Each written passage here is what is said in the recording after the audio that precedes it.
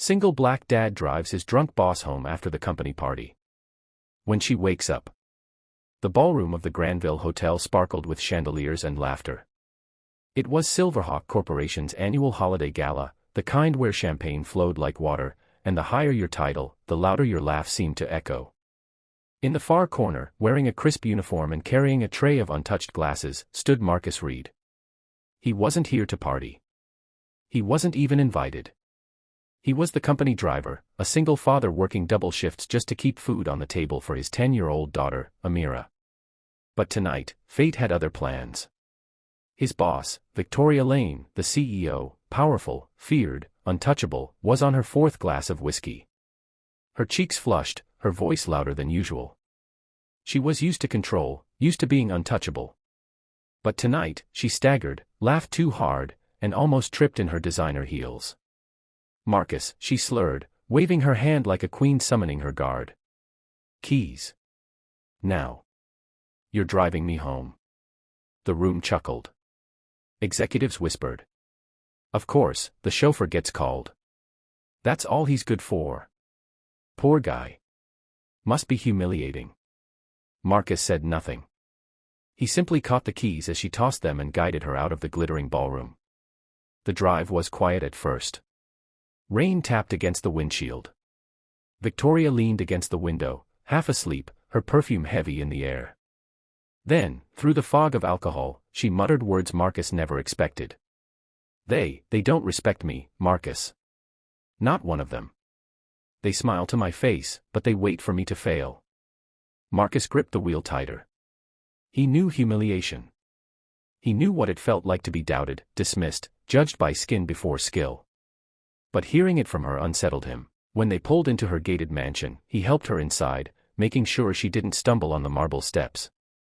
He laid her gently on the couch, covered her with a throw blanket, and quietly left a glass of water nearby. And then he left. Morning. The sun poured through the massive windows of Victoria Lane's mansion. Her head pounded. She reached for the glass of water, and found a folded note tucked beneath it. Didn't want to wake you. Get some rest. Marcus. Her brows furrowed. Marcus. Her driver. The men executives barely noticed.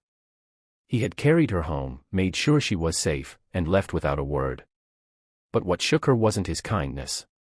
It was what she found when she walked outside to retrieve her car.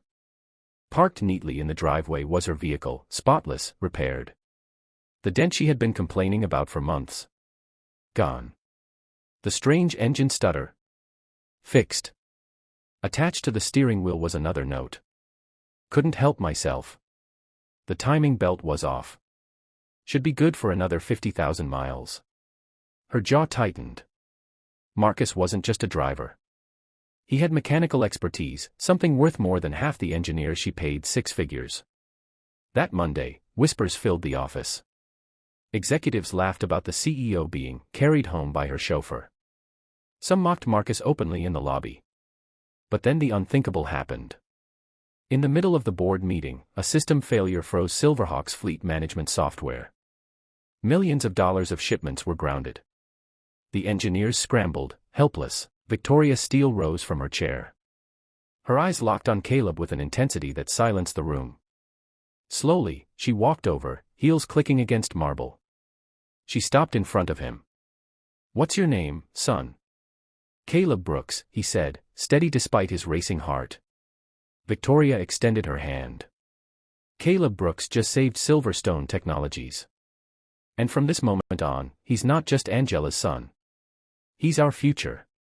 The executives exchanged stunned glances. Some protested. "He's a child. He has no degree." Victoria silenced them with a glare. "Degrees didn't save us. This boy did."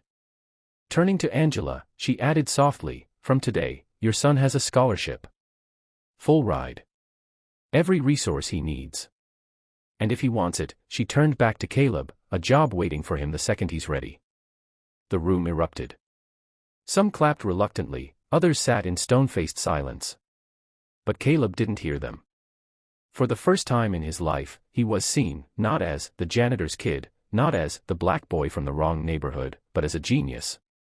And as mother and son walked out of the boardroom, Angela squeezed his hand, whispering through tears, "You just changed everything." Because sometimes, it doesn't take money, status, or a title to change the world.